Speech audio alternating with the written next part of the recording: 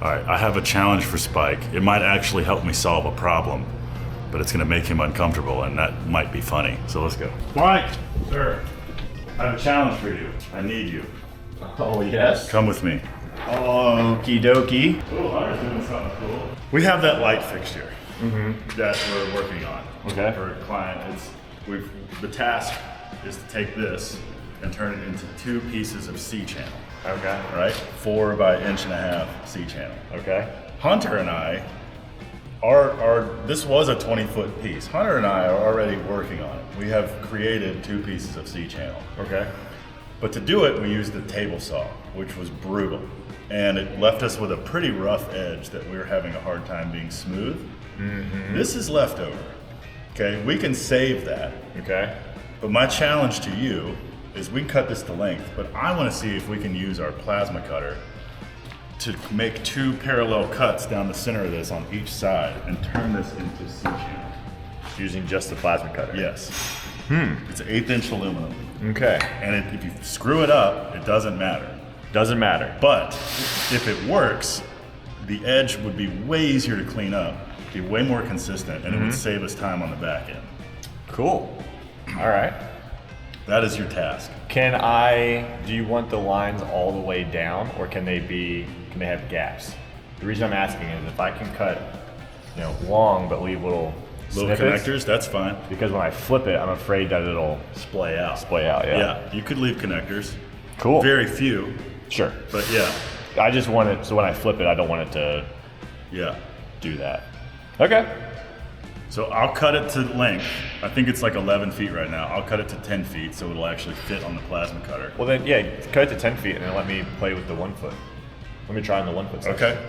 Does that work? Yeah. Well, here, let me stay put. Okay. Don't move. This is a much better challenge than what I thought I was getting. Usually when he tells you to grab a tube. Yeah. Then I'm out for 3 days. Do you think I can do it, Will? I think you can do anything you put your mind to, Spike. You're Really? that kind of guy. Oh yeah. Give me You your just have wallet. to believe in yourself. Okay. Yeah, it's 11'1". All right. Well, cut it to the length that you need, and then give me the. Hey Hunter, that light fixture, that was a 10-foot cut, right? Okay. I'm gonna have Spike try to do the cuts with the plasma, and if it works, it'll save us a shitload of time.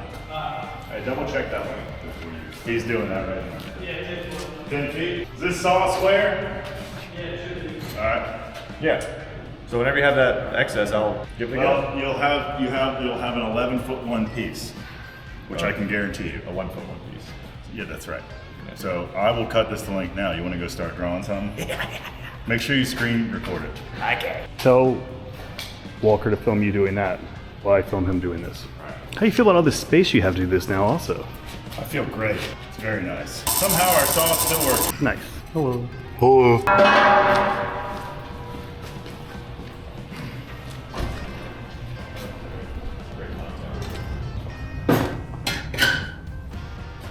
This is my challenge tape measure. Yeah, the measurements are all off to make it more difficult. Okay, now It's actually an abacus. you can record. It is a dual tape measure. Now you can millimeter and work. What is happening? I don't know. I am putting this. Am I gonna be on the bank bus? All right, I'm going to go out there and continue to try to salvage the one we cut poorly. So I'm counting on you. No pressure. I'm gonna go try it. It's not gonna work. I'm going to go suffer until you help me. Don't hey, fuck this up. just so you know, we have a meeting in 15 minutes. Yeah, I know. So I'm not actually. So you only have 10 minutes to get this right. That's right. Godspeed. Thank you. Okay, so here's the dilemma is, well, all the problems started over here with this. This is what we use to cut a 10-foot piece of 4-inch aluminum tubing in half twice. We had our friend Jim's non-ferrous metal blade on here. This is the wooden blade that we put back on, which this one will work fine too. Cutting aluminum with wooden blades works okay, actually. The problem is, it was very hard. That fence sucks. And on a really good table saw, this may not have been so bad. But this thing wandered all over the place. And every time it moved on the table saw, that blade bites into the material. Now you're looking at it after Hunter spent several hours sanding and smoothing to try to get those work marks out of it. The reason we're chasing it so hard is that this light fixture, something like this, and in the void between these pieces of C-channel, there will be LED light modules shining down. It will be screwed to the ceiling, and then a good portion of this light fixture will be cantilevered into an open space in this common area of the house. So it's a pretty cool industrial sort of light fixture, but it's art, and it needs to be smooth, and you're looking at these cut edges. This is the outside of the fixture. So these are the first thing you see. And there's still a lot of work to do to clean up this edge, which I was rather sad about. Not to mention, by the time we clean it up, it's gonna be smaller than what we are trying to make. It's supposed to be was it supposed to be inch and a half? Inch and a quarter? All right, well, then we're not actually that far off, but the more you have to clean up and sand, the further we get from where we need to be. Especially at the end here where we've gotten, it's 1.125" here, because at the end it just took a left turn. So, can make these work, I'd rather not. Let's see if our plasma table can save the day. All right, so what are we doing? I'm setting up the plasma cutter because what I'm gonna do is instead of cutting 2 straight strips, I'm gonna cut a rectangle out of the middle and leaving connection to either side. So I'm just setting up the plasma cutter right now, and then I'll set up everything else. I'm gonna send the file over so I can see out. Just took someone to complain about. Here's one problem with this particular idea is that this needs to be completely square with the plasma cutter, which it's not far off. It's not exact. So at liftartstudios.com, you can buy all your Christmas needs, like these cool cutout. Don't want to get demonetized again. Okay, I'm gonna turn this on and we're ready to rock.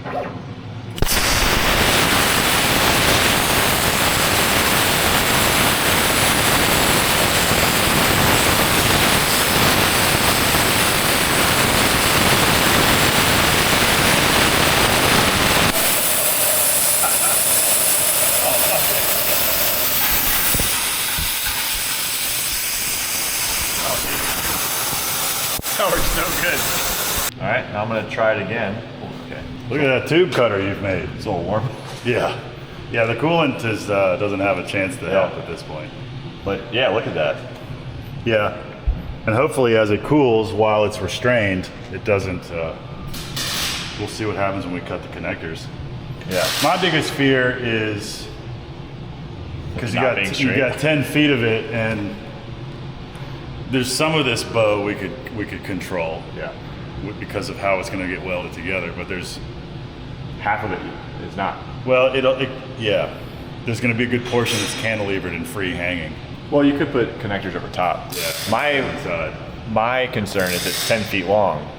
If this thing is not exactly straight, Yeah. then it'll look not exactly straight. So I'm gonna flip it. Yeah. We said all that to say if it's not straight, it won't be straight.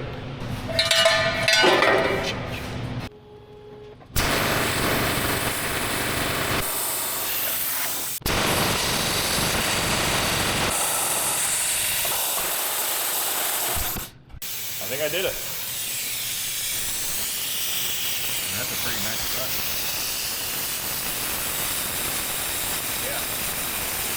Challenge tested. Ha! Now, I'm done, right? I don't have to do it again. Yeah. You just have to do that times 10. So we just did a test cut on a foot long 4x4 aluminum tube where I cut the middle out so they can make C-channel. And they liked it so much, they're like, hey, do you want to make it even harder and do it on a 10-foot long tube? And I was like,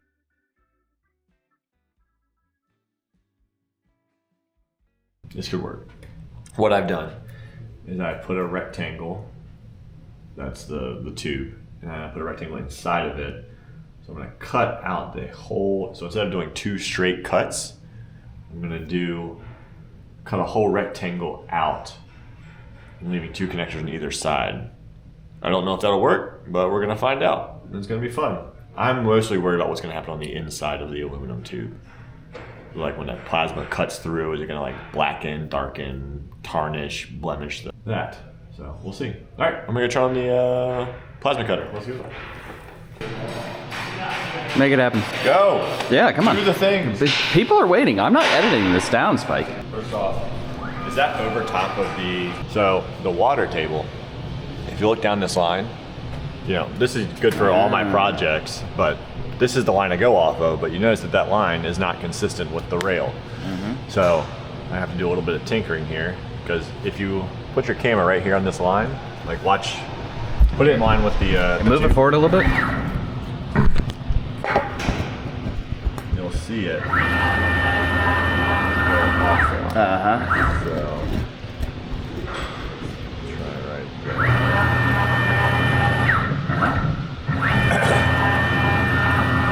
Watch it. It'll trail off to the left. Uh-huh. Or no, to the right, just a touch. Yep. So what that means... oh, God. Or your tube is warped. Don't say And that. they're both. And no matter what you do.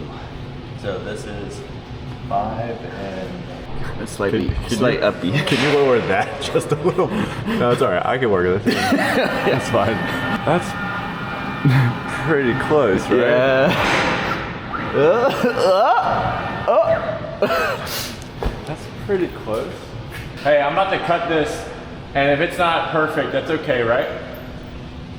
I prefer it to be better than not good. Do your best, buddy. So there's perfect, right? Yeah. Not good. Yeah. What if I'm like right here? That's wonderful. Perfect. It'll all be fine. It'll all be fine. Will it be fine? Yes. It'll all be fine.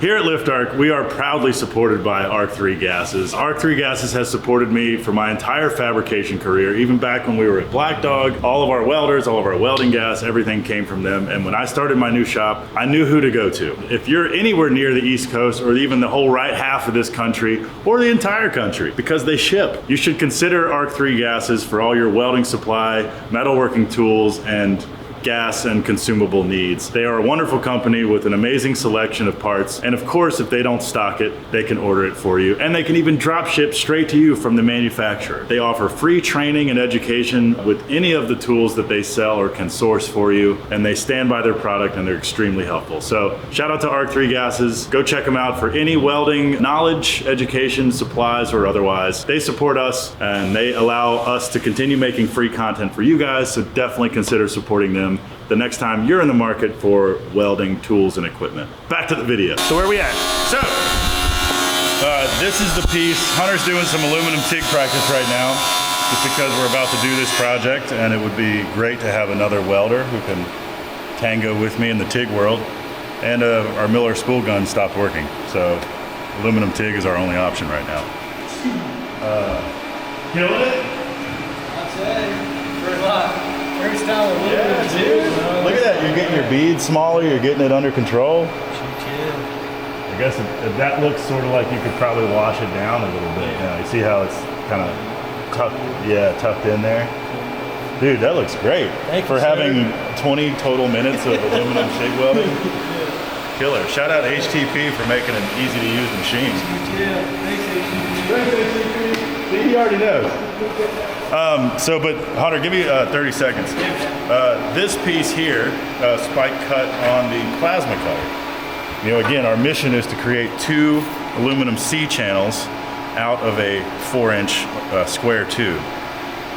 So we used our shop saber to cut this gap out of the middle, but Spike left these connectors, so as it cools, it's less likely to warp and move around on us. So now I have to see if when I cut these connectors, does it spring open or warp? Like, is there stress in this material right now? So let's see. You're definitely gonna want some ear protection. There's some hanging back here.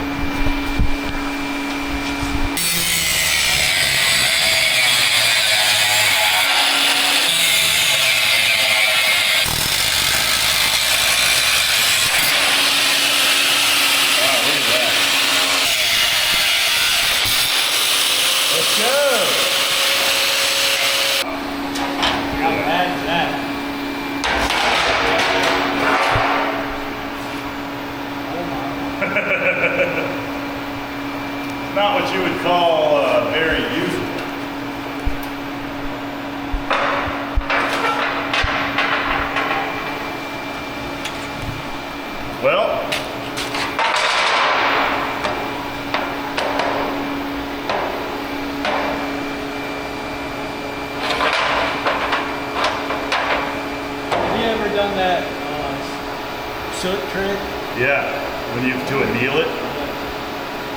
I wonder if that's all that needs to happen. Like, can we anneal it and relax all those fibers, all the crystals in the metal? And I wonder if that's all it needs to just chill out. One way to find out.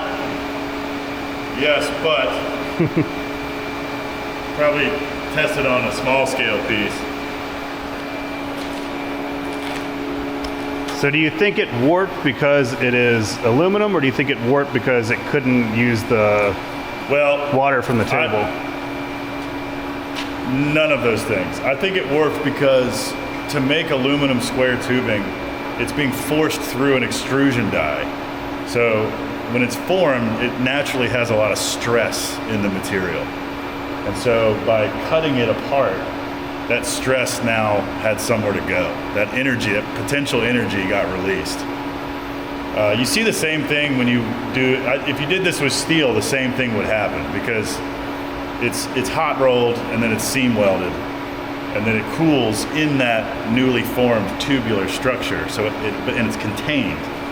So when you cut that loose, the same thing would have happened with steel. I was just hopeful that I've never done this with aluminum, so I didn't know really what to expect, but there's your answer. And if I had a roller that had a bigger opening between the jaws, I could just roll this thing through the roller the opposite way and just kind of flatten it out. I am wondering what the flame would do to it. I think it's worth a shot, man. Yeah, I mean, it was so easy to clean it with the plasma cut. yeah. I think it would be worth it just to try. I wonder where the stress is. You think the stress is probably in the sides? And I think it's where or it could be in the corners, where the sharp corners are. All right. Did this warp at all when you cut it? Well, no, because that was cut mechanically, not with Right. heat. At least I don't think. We're gonna have to soot the whole thing. And I guess just kind of work down, right? If we anneal the whole piece, I wonder if it sags. Let's take note of how big that gap is. What is that? It's about 3/4 inch. Oh, Half inch? it was right in front of you. Say 3/4. Yeah, a little more. But basically 3/4. Between 3/4 and 7/8. So, all right, let's try this. All right, so it turns out when you plasma cut a 4x4 aluminum tube in half, whether it's because the tube is stressed from the extrusion process at the mill or that the heat input by the plasma cutter creates some warpage, either way, the parts turned into bananas when they came off the plasma cutter, and which means that our time-saving attempts actually cost us more time. We tried to sort of anneal them. We used an oxyacetylene torch, coat them in soot, and once the soot burns off, it tells you that the material has been annealed, meaning that it's been softened. But that didn't seem to make it relax any. So short of being able to put it through a big enough roller, which our roller isn't big enough to feed these things through to unroll them, we sort of had to abandon those, go back to the ones that we made using a small table saw, and just really hand sand them and hand grind them to get all the saw blade marks out so that they actually looked like aluminum C-channel. Honestly, in hindsight, it would have made more sense to just start with aluminum C-channel, but we wanted to have really crisp inner corners and make it look like the rendering. So we were able to save our original pieces. How's it going, everybody? We're gonna make a bunch of mistakes together because, like I noted before, I was like, of course you can weld aluminum to mild steel. They're both soft-ish. Yeah, I did not believe that theory at all. But if someone wants to prove us wrong, please feel free to do so. So then we made another base out of aluminum this time. Yeah. I just want you guys to know, I spent a hard 15 minutes working on that plate yesterday. So that's top. Yep. All right, this should be good enough. So you're not new to welding, but you are new to aluminum welding. Yes, I am. What has been your trials and tribulations thus far with aluminum versus Any other kind of TIG welding or MIG welding? I'd say it's definitely a lot different. With steel, I mean, TIG welding, the puddle moves pretty slow, I think, and you have a lot more control. But like when aluminum, like as soon as you get that puddle established, like you have to go. Like you start welding immediately, and it gets very hot very fast.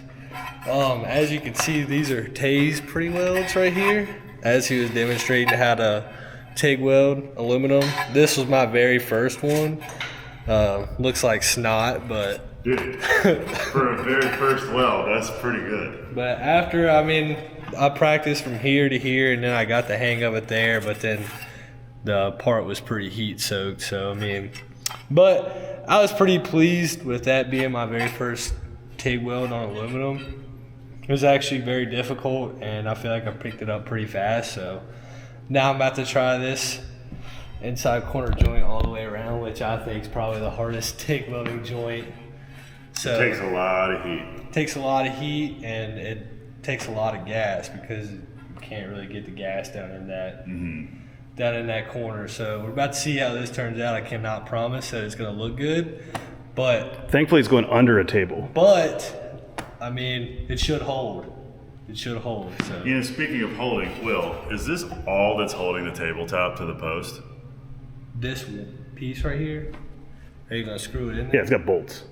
Yeah, but that's all. That's just a pole, and that's it. You might wanna- That's gonna be a real wobbly table, You might want bro. to make that a little bit taller. That's like when I went to welding school. I did like a whole semester on just torch welding and brazing. So that's really what taught me how to TIG weld. And when I was doing torch, all I wanted to do was just weld, like actual welding. But then when I actually got to TIG welding and other types of welding, I was actually very thankful that I actually did start with torch welding because it teaches you how to manipulate the puddle as you go. Like you can, instead of it being with a flame, like with the arc, it's actually a whole lot easier in my opinion. 'Cause we were doing some like pretty thin, mild steel, and I mean, sometimes if you just heat soak the part too much with a flame, I mean, you can't really back off of it too much. So it really taught me how to control the heat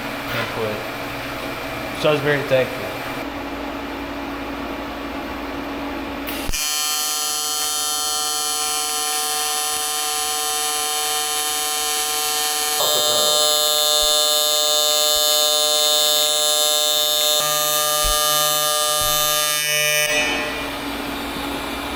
Yeah, dude.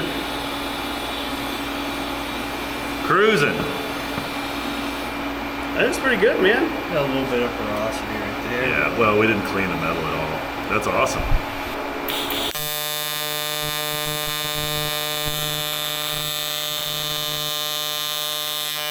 Yeah. Sometimes it takes a minute before both sides want to kiss, Yeah, that but one once they wasn't do, it's pretty. you're off to the races. That one was not a pretty one. All right. It's just a tap. You'll weld right over it. How we had to do things versus how That's why we're I'm kids. taking a photo.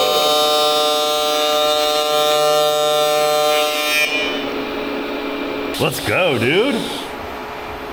That was not that good.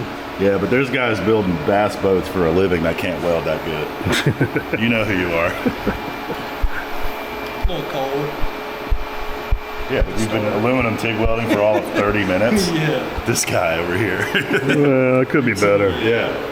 Don't trust me. I applaud the perfectionism. Nice work, dude. Thank you, sir. Hunter Flieger, everybody. Let's go. Hell yeah. Well done, buddy. Thank you. After Hunter and I did a lot of sanding, and then we started to turn our attention back to the rest of the project with the channel that came with the LED kit and the 1.5-inch square tube that we cut to link everything together and space the light fixture down from the ceiling. So once we were ready to weld, I wanted to work with Hunter a little bit on aluminum TIG welding, and the dude is a sponge for knowledge, and after like 20-30 minutes he took to it like a fish in water. He started making some really nice welds. I was super impressed with how quick he learned. I went ahead and took the torch back from him to do these final welds on the light rail, but while we had everything out to do the TIG welding, it was awesome to get some training in, and I can't wait to set him loose on future aluminum projects. So anyway, we start to stick all the pieces together, tacked everything together, did some welding, liked how it looked, and we went ahead and welded it all out. We did have a little bit of pull from the welding, which we ended up fixing in a really extravagant way by tying them together with aluminum TIG rod on the opposite side and trying to plug weld and hide everything. It ended up working okay, but it was a bit of a pain in the butt. But once it was done, the customer was happy with it. We sent it to our trusted powder coaters, Lucas over at Powder Coating Creations. Powder coated it this cool, it was called Analytical Gray, which was a Sherwin-Williams color, but we had to match it as close as we could with the powder coating colors. We got really close, and customers stoked. It looks really cool, very proud of it, and on to the next one. This was a very unique project, and it was fun to do.